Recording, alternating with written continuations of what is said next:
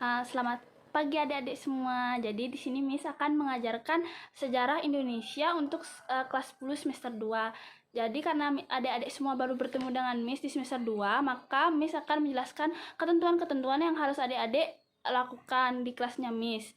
Nah, sekarang mohon dicatat di buku diari sejarah ya. Pertama, buku diari sejarah itu boleh buku besar ataupun buku kecil. Ini ditulis juga. Terus yang pertama, untuk poin A, kehadiran. 1. Adik-adik harus masuk kelas minimal 15 menit paling lambat, dan jika adik-adik lebih dari 15 menit maka adik-adik semua dinyatakan tidak hadir dengan tanpa keterangan. Kedua, orang-orang yang tidak hadir tersebut harus membuat 5 soal terkait materi dan juga membuat mind map tentang materi hari itu. Poin B, materinya itu ada 2. Yang pertama, masuknya Hindu-Buddha ke Indonesia atau Nusantara. Kedua adalah Islamisasi dan silang budaya di Nusantara. Sudah dicatat? Baik. Untuk poin C adalah evaluasi. Evaluasi yang akan dilakukan dengan kelasnya Miss itu ada pertama tuh UTS, ulangan tengah semester, UAS, membuat mind mapping yang harus dibuat setiap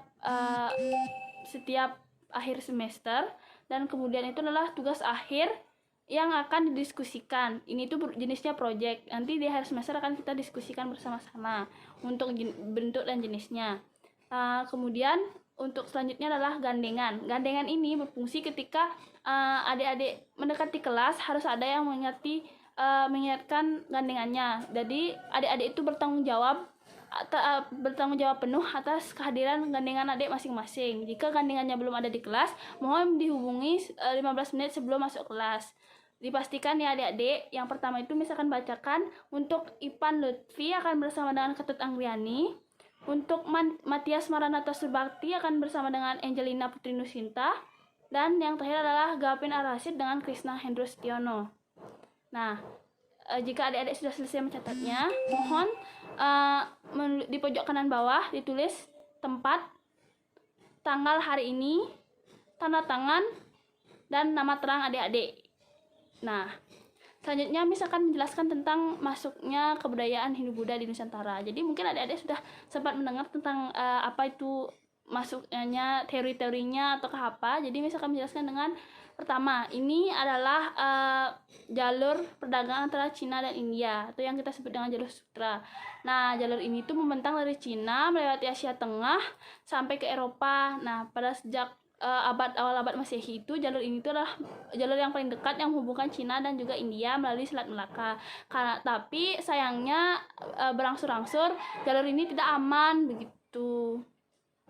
Nah, akhirnya masyarakat itu memilih jalur laut. Nah, yang kita sebut dengan jalur Indonesia itu. Nah, Indonesia itu menjadi transit nih dia, pemberhentian bagi perdagangan antara pedagang Cina dan juga India. Selain itu, karena Indonesia itu menjadi transit, mereka tuh jadinya ikut berperan aktif dalam perdagangan tersebut begitu. Nah, berikutnya adalah teori masuknya kebudayaan Hindu-Buddha di Indonesia. Yang pertama itu ada teori Waisya oleh N.J. Krom yang menyatakan bahwa kebudayaan Hindu-Buddha itu dibawa oleh Waisya atau pedagang. Nah, kedua itu ada teori kesatria, di mana yang menyatakan bahwa Hindu-Buddha itu dibawa oleh para kesatria atau prajurit pada masa tersebut. Kemudian yang selanjutnya adalah teori Brahmana yang dikemukakan oleh Panleor yang menyatakan bahwa kebudayaan Hindu-Buddha itu dibawa oleh para Brahmana yang datang ke Indonesia. Selanjutnya adalah teori arus balik dari FDK Bos yang menyatakan bahwa ternyata malah orang Indonesia yang datang ke India untuk belajar agama Hindu tersendiri gitu. Dan selanjutnya adalah teori Sudra, di mana pada masa itu tuh Sudra itu atau golongan budak merasa terintimidasi oleh orang-orang di India, sehingga mereka itu pindah ke Indonesia dan akhirnya mendapatkan status yang lebih baik di Indonesia. Nah, selanjutnya itu adalah pengaruh Hindu-Buddha itu ada di berbagai bidang kayak pendidikan, politik, habis itu pemerintahan, agama, sosial dan budaya, dan juga ilmu pengetahuan.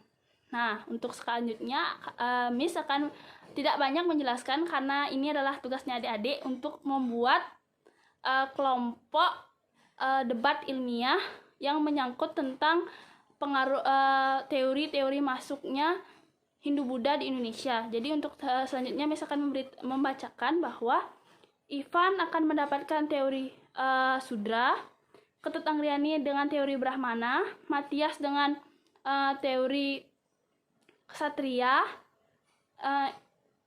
Gavin dengan teori Brahmana, dan Krishna dengan teori arus balik. Nah, untuk selanjutnya adik-adik dimohonkan untuk mencari sebanyak-banyaknya dalam waktu 45 menit tentang materi yang adik dapatkan. Nah, untuk selanjutnya Miss akan buka di Google Classroom, Google Meet untuk